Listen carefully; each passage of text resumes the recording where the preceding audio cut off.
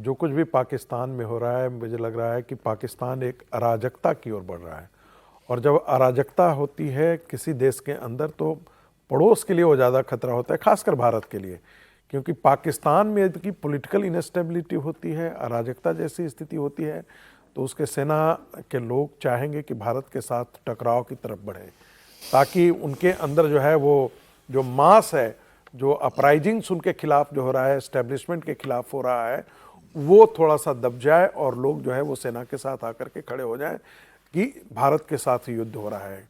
दूसरी बात, पाकिस्तान के अंदर अब पीटीआई के लिए कोई विकल्प नहीं रह गया है कि वो सड़कों पर उतरें, और जैसा कि उतर रहे हैं, मुझे लगता है कि उनको ये लड़ाई तो और तेज करनी पड़ेगी यदि वो चाहते हैं कि पाकिस्तान की जेल से इमरान खान बाहर आए।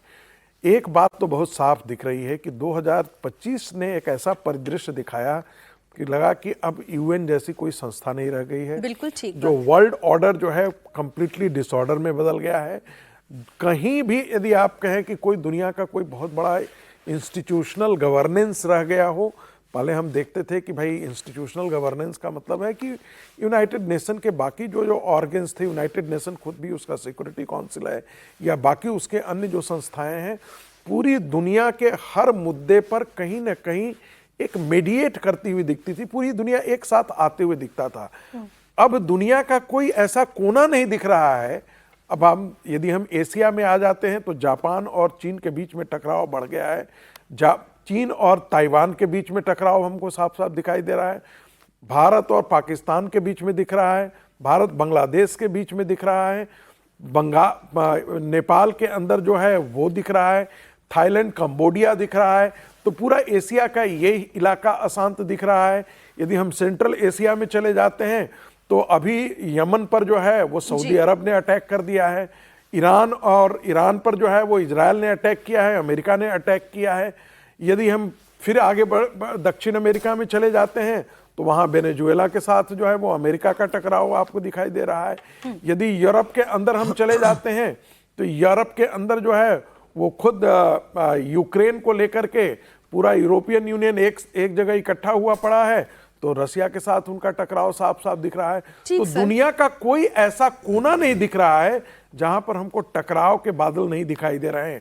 और दूसरी तरफ जो सेकेंड वर्ल्ड वॉर के बाद एक कहा जाता था कि एक वर्ल्ड ऑर्डर की तरफ हम बढ़ रहे हैं। WTO हम लोग किस लिए लेकर के आए थे? इसलिए लाए थे ना, ताकि व्यापार के मामले पर दुनिया एक नियम, एक शर्तों के साथ जो है वो एक साथ इकट्ठा होकर के एक ट्रांसपेरेंसी, एक कुछ रूल्स, गेम के कुछ रूल्स होंगे जिसके आधार पर दुनिया में विश्व व्यापार किया जाएगा।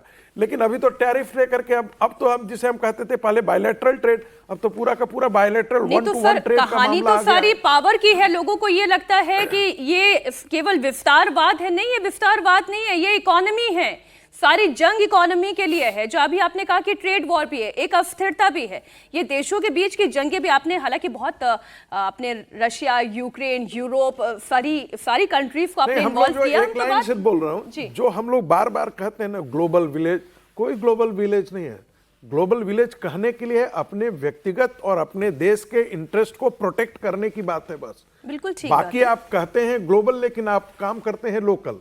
वो वफुद है, वो कुटुंबकम भी तब है जब आपका अपना कुटुंब सुरक्षित है। तो पहले अपने कुटुंब की बात होनी चाहिए। अच्छा, 2025 वैसे भी कई वजहों से हमें याद रहेगा। पाकिस्तान ने इस साल हद ही कर दी। इस पागल मुल्क ने एक सिरफिरे को इतना सिर पर चढ़ा लिया कि वो अपने गुरूर में चूर हो गया। फील्ड मार्शल मुनीर ने 2025 में ऐसा रुतबा पाया कि अब पाकिस्तान के परमाणु बम का बटन भी उसके हाथ में थमा दिया। पाकिस्तान को बेचकर उसने ट्रंप के साथ लंच कर लिया। जरदारी और शहबाज को बाजू मोड़कर संविधान और संशोधन करवा दिया और उसके लिए तहयात कानूनी कवच भी पा लिया। 25 के जाते जाते उसने अपने भाई के बेटे के साथ अपनी बेटी का निकाह भी कर दिया। मुनीर की तीसरी बेटी महनूर का निकाह अब्दुल रहमान के साथ हुआ है। इसके बहाने मुनीर ने सबको अपनी ताकत दिखाई। निकाह की तस्वीरें अभी बाहर तो नहीं आई हैं, लेकिन मुनीर ने समारोह में न सिर्फ पाकिस्तान बल्कि कई देशों के राष्ट्राध्यक्ष को बुलाया। ये खबर बताने के पीछे मंशा क्या है? कलेजा जिसका विजय जी खोखला है, वो इतना दम भर रहा है और बता रहा है कि पाकिस्तान इस मुनीर इस पाकिस्तान, वही तो दिखाने की कोशिश कर रहा है। ये बिल्कुल ठीक तरीके से आपने डिफाइन किया, लेकिन जो कमज़ोर होता है वही ये दिखाने की कोशिश करता है ना। और जैसे प्रोफेसर साहब ने कहा कि पाकिस्तान की अस्थिरता हमारे लिए भी चिंता का विषय होना चाहिए, क्योंकि जितना पाकिस्तान अस्थिर होगा, वहाँ के जो शासक हैं, मान लीजिए आज आसिम मुनीर हैं, तो वो चाहेंगे कि एक युद्ध की उस स्थिति में पहुंचा दिया जाए देश को, ताकि वहाँ पर जो अंदर के जो हालात हैं वो थोड़ा सा काबू में रहे। जो अराजकता फैली हुई है उसके लिए एक नेशनलिज्म का एक बहाना लेकर, कलर लेकर उसको खड़ा किया जाए, तो वो भी है। और जितना अराजक पड़ोसी होगा उतना नुकसान, उतनी चिंताएं हमारी रहती है। और पाकिस्तान तो पूरी तरह से अराजक देश में बदल गया है। वहाँ पर कोई सरकार नहीं है। बलूचिस्तान में अलग तरीके से चल रहा है, खैबर पख्तूनख्वा में अलग चल रहा है, लाहौर में अडियाला जेल के बाहर रोज़ जो प्रदर्शन हो रहा है इमरान खान को लेकर, तो उससे मुनीर को समझ नहीं आ रहा। शहबाज शरीफ जो इलेक्टेड गवर्नमेंट है वो वहाँ पर है ही नहीं जी। एक तरह से केवल मुनीर ही सब कुछ देख रहे हैं। आपने लंच का भी जिक्र कर दिया, ट्रंप का, तो वो तमाम बातों से पाकिस्तान जिस तरह से हो गया है, और आसिम मुनीर को भी पता है कि संविधान में संशोधन कराने से नहीं होता।